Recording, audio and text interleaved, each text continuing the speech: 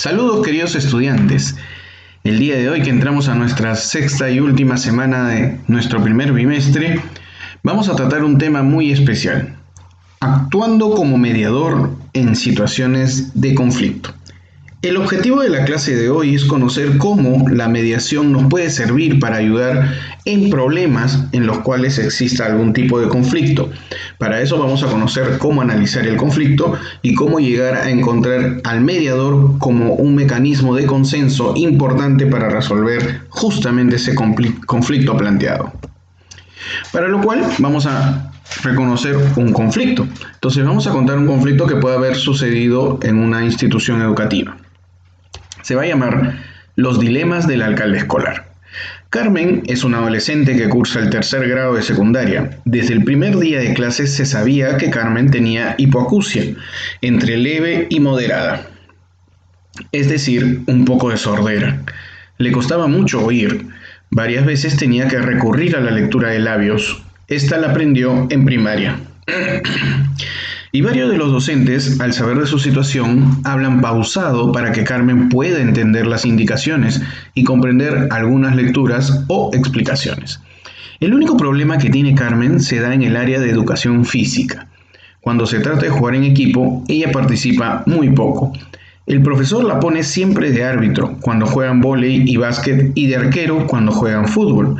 Carmen le ha pedido jugar básquet, pues en el recreo lo hace bien con sus compañeros más cercanos. El profesor le ha dicho que comprenda que es mejor así, porque se evita problemas entre las compañeras y los compañeros, quienes suelen decirle, no es tu culpa, pero tu sordera puede malograr los partidos. A Carmen le parece profundamente injusto que su profesor y algunos de sus compañeros piensen que ella los pueda perjudicar de alguna manera. Esto que le está pasando se lo ha comentado a su tutor y a algunos profesores, compañeras y compañeros, por lo que el conflicto se ha hecho público en el colegio. Lucho, el alcalde escolar, al enterarse del caso de Carmen, sintió que podría contribuir a la resolución de este conflicto. De hecho, cuando el tutor del grado se enteró del problema, pensó que Lucho, como alcalde, podría tener un rol de mediador en este caso, pues él ya está en quinto de secundaria y además se lleva bien con el profesor de educación física. El tutor dijo que lo apoyaría con algunos consejos. Lo que no quedaba del todo claro a Lucho, lo que no le quedaba de todo claro a Lucho es que buscaban las partes en el conflicto. Él se propone, junto con los integrantes del municipio escolar, indagar y recomendar posibles soluciones a esta situación. Aquí tengo unas preguntas que sé que las vas a compartir, seguro nos va a permitir razonar un poco porque esta vez sí no vas a llevar tarea para desarrollar en tu cuaderno, ¿sí? Pero quiero que las analices. ¿Tú consideras que el trato que recibe Carmen de parte del docente de educación física y de ciertas compañeras y compañeros es justo? Seguro en este momento debes estar pensando no, o capaz alguna persona puede estar diciendo que sí. La verdad es que esto es el inicio de un conflicto desde puntos de vista diferentes que van a tener las personas para justamente llegar a algún tipo de solución futura. Pero todo parte en que nosotros tengamos una opinión sobre lo que nos parece justo.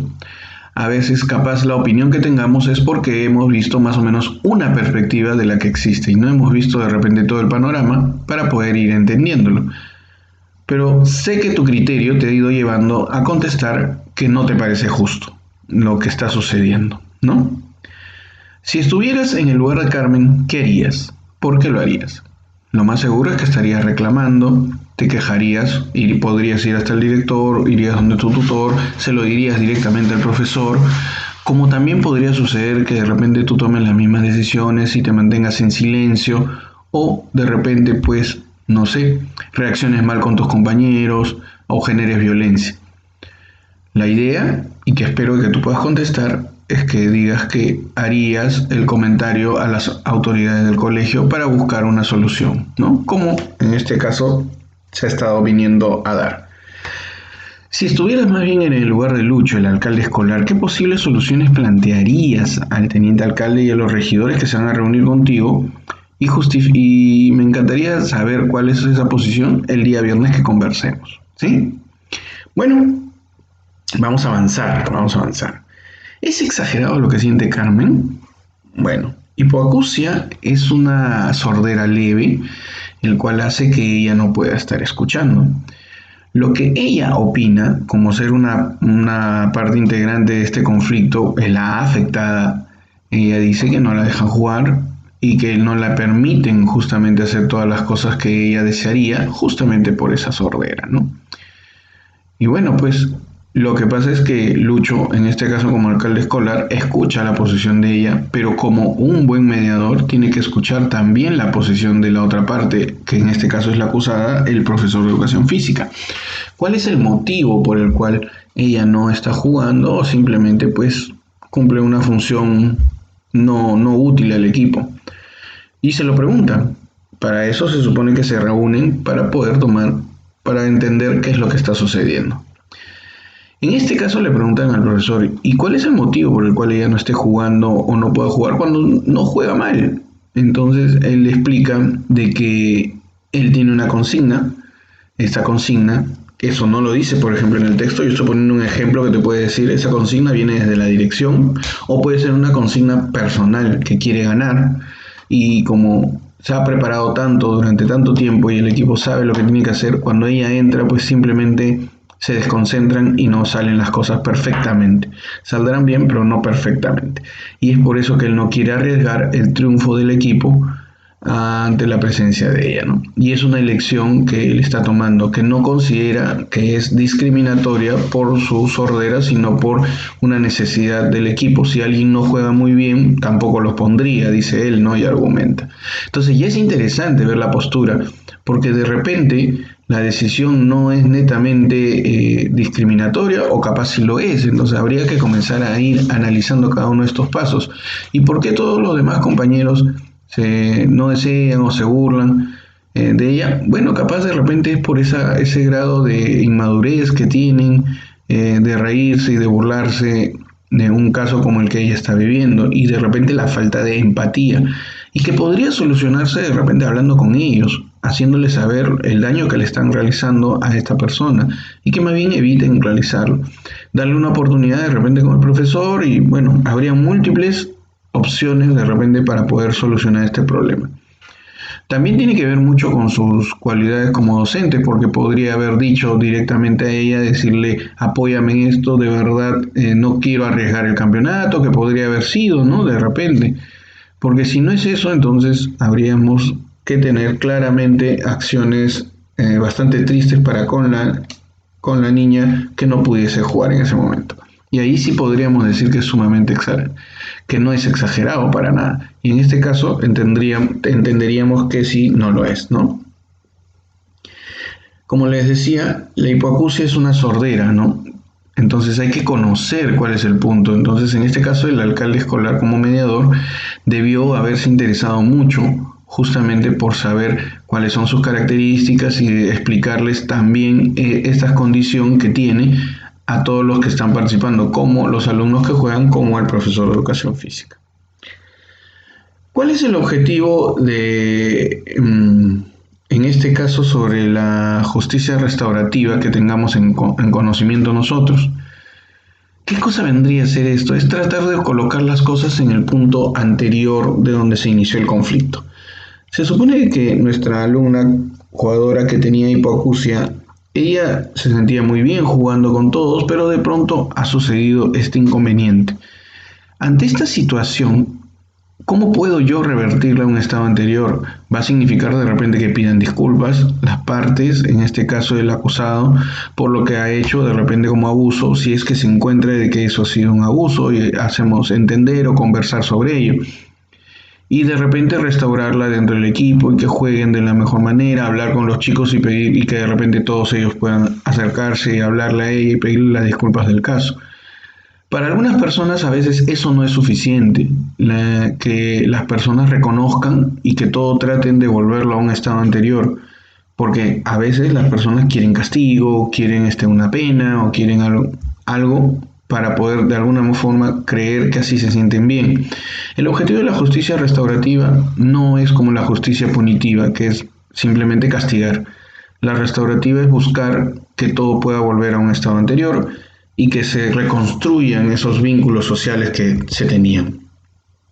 Transitar de esta justicia punitiva a una justicia restaurativa es sumamente complicado, es muy difícil. Significa que desarrollemos algunos tipos de habilidades y que desarrollemos también un concepto muy importante que es la mediación, donde hay una persona que esté justamente mediando para que todas las personas den sus opiniones, den sus ideas y traten de solucionar el problema en el cual ellos puedan estar encontrándose. La idea de nosotros es hablar contigo para que comprendas que de repente el diálogo es muy importante para que las normas se respeten y los derechos de las personas también sean respetados en la búsqueda de ese sentido de encontrar cuál es la solución a los problemas que se dan en nuestra realidad. Por ejemplo, acá hay una fotografía del caso Tía María en el sur, en Arequipa, donde tenemos a muchas personas conversando para tratar de dar algún tipo de solución al problema en el que ellos se puedan estar encontrando, dando sus ideas para que la explotación de la minera no les genere algún daño a la agricultura. Entonces, esto también es muy importante que tomemos en cuenta. Entonces, todos tratan de hacer valer su derecho, pero están en un conversatorio para poder tratar de ver cómo revertir todo lo que pueda considerarse que ha sido dañado. Entonces, existen varios valores y principios que nosotros tenemos que considerar en este caso de una justicia restaurativa, que es lo que nosotros deseamos. Primero, que tiene que haber una reparación del daño a las víctimas. Eso es algo que tiene que quedar bastante claro. Entonces, estas víctimas, después de haber sido afectadas, de alguna manera tiene que repararse eso. Si no puedes volver al estado anterior, por lo menos hacer algo muy parecido. Imaginemos, si alguien mata a otra persona, obviamente tú no vas a volver a alguien a resucitarlo. Entonces eso no hay ninguna solución. Pero si hay una persona que roba una cantidad de dinero a otro, por lo menos partamos en que le devuelva la cantidad de dinero que le había robado. Y desde ahí ya podemos seguir avanzando y ese es un buen punto. Por eso hay delitos en los cuales no puedes volver al estado anterior, como por ejemplo una violación o un asesinato. Pero también ahí lo que podrías hacer es conversar para llegar a alguna solución, ¿no? Obviamente de algún tipo, claro, ni económico puedes reconstruir una vida, pero es de alguna forma algún tipo de reparación que le puedas brindar. Segundo, un acuerdo entre las comunidades que van a estar presentes justamente para ayudar a la persona que ha cometido este error, al delincuente. Esas son su familia, asistentes sociales, psicólogos, etc. Y por último, una responsabilidad del delincuente. Es necesario que el delincuente asuma que ha cometido este delito, que ha hecho algo tan malo y que no puede ir hacia atrás en el sentido del daño que puede haber cometido, pero si lo puede hacer, entonces que lo asuma y se responsabilice de ello. ¿Cómo nos expresamos a través de la mediación? Bueno, empezamos con una justicia restaurativa que tiene los siguientes pasos que tú ves ahí, que empieza con una persona que comete el delito, la víctima lo denuncia, el Ministerio Público recibe la denuncia, luego se contactan y entrevistan con el imputado, sea el que ha cometido el delito, y le preguntan si quiere acogerse a la justicia restaurativa.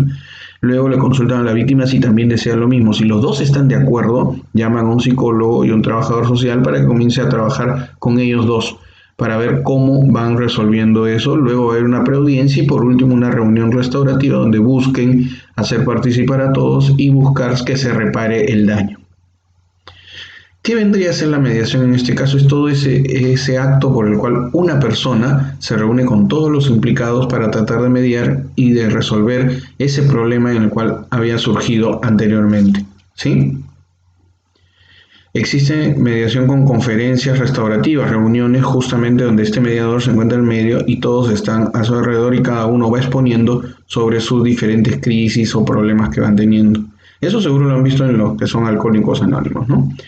Existen círculos de mediación que ya no son reuniones pequeñas, sino son mucho más grandes. Y tenemos las conferencias restaurativas, que son obviamente charlas en la búsqueda de dar conocimiento sobre este hecho antes de que se pueda dar. ¿Okay? Los círculos son justamente los más pequeños sobre estos casos de justicia restaurativa. El objetivo es plantear una posición ética en enfoque de derecho y de atención a toda la diversidad que pueda existir. Sí, con eso nosotros quedamos. Espero que